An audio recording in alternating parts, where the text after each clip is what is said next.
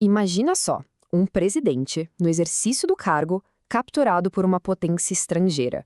Foi um evento que, sem dúvida, abalou o mundo. E é isso que a gente vai destrinchar aqui, usando os próprios fatos e documentos para entender como essa intervenção dos Estados Unidos na Venezuela realmente aconteceu. Era madrugada. A maior parte da capital venezuelana ainda dormia, sem fazer ideia do que estava prestes a acontecer. Foi nesse cenário que uma operação militar, daquelas de cinema, se desenrolou e mudou completamente o tabuleiro geopolítico aqui das Américas. E o mais curioso, a notícia não veio por canais oficiais, sabe? Nada de comunicado diplomático, nem coletiva de imprensa. A primeira confirmação para o mundo todo veio de onde? De uma postagem numa rede social. Sim, o próprio presidente americano foi lá e postou. Ok, a gente começou pelo final, né? Pelo resultado bombástico. E tem um motivo para isso. É que a partir daí surge a pergunta que não quer calar. Como é que a gente chegou nesse ponto? Pois é, a operação, batizada de Resolução Absoluta, foi assim um golpe rápido e preciso. Uma daquelas incursões noturnas de altíssimo risco em que as forças especiais americanas foram direto no alvo, a cúpula do poder venezuelano. E o resultado disso tudo? Bom, o presidente e a primeira-dama foram capturados e levados para os Estados Unidos para responder por acusações de narcoterrorismo. Lá na Venezuela, o caos se instalou.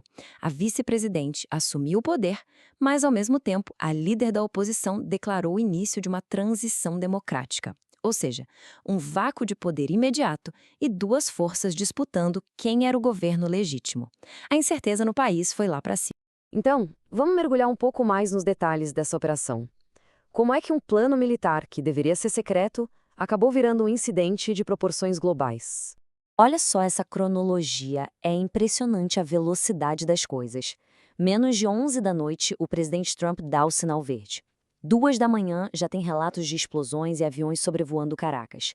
Pouco depois das 4, a fase principal da operação já tinha terminado. E às 5h21, o anúncio na rede social. Tudo, do início ao fim, em menos de 6 horas. Uma operação relâmpago totalmente executada na calada da noite. E não foi uma operação pequena, não. A gente está falando de um total de 150 aeronaves envolvidas. Unidades de elite, como a Força Delta, que liderou a captura, o Regimento de Aviação para Operações Especiais, até o FBI estava lá, para formalizar a prisão. E claro, com todo o suporte da Marinha, Força Aérea e fuzileiros. Isso mostra que não foi só uma missão para capturar uma pessoa, foi uma demonstração de força, algo planejado nos mínimos detalhes. E claro, uma operação dessa magnitude tem um custo humano.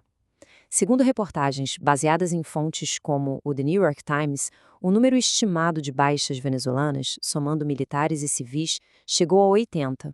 Bom, operação executada, Maduro capturado, e aí começam as disputas de narrativa. De um lado e de outro surgiram duas explicações completamente diferentes sobre o porquê de tudo isso ter acontecido. Vamos lá.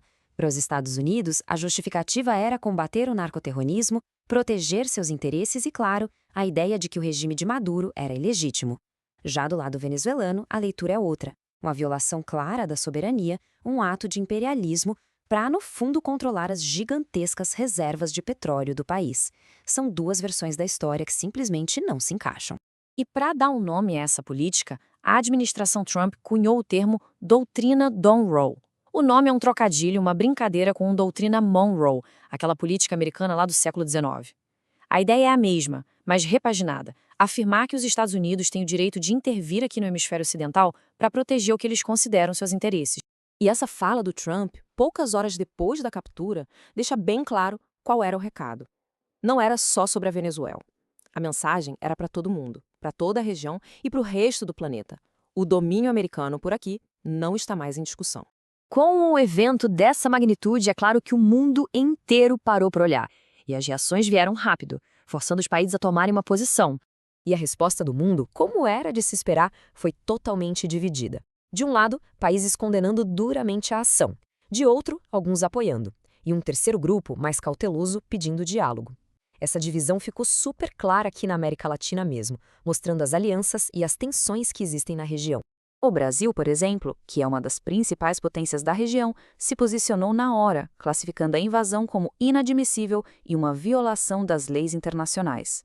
Já na Argentina, a reação foi o oposto completo. O governo argentino comemorou com a frase "a liberdade avança", enxergando a ação como a derrubada de um ditador. Mas para entender o quadro completo, a gente precisa dar um passo para trás. Essa ação dos Estados Unidos não aconteceu do nada, num vácuo. Ela faz parte de um jogo de xadrez geopolítico muito maior. E isso nos leva à pergunta que todo mundo da diplomacia e da análise internacional começou a se fazer. A Venezuela era uma aliada importante da Rússia e da China. Por que então esses dois países não fizeram nada para intervir?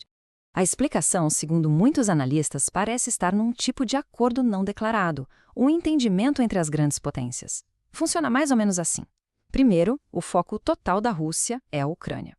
Um conflito nas Américas seria caro demais e desviaria a atenção. Segundo, o foco da China é Taiwan. Pequim tinha acabado de iniciar um grande exercício militar por lá.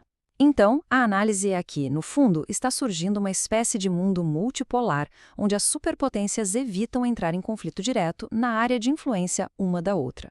A Rússia e a China condenaram a ação, claro, mas suas prioridades estratégicas estavam em outro lugar, o que abriu a janela para os Estados Unidos agirem. E tudo isso nos deixa com uma última pergunta, que é talvez a mais importante. Será que o que aconteceu na Venezuela significa que as regras do jogo global estão mudando? Que aquele princípio sagrado da soberania de cada nação está sendo, na prática, reescrito pelas grandes potências mundiais?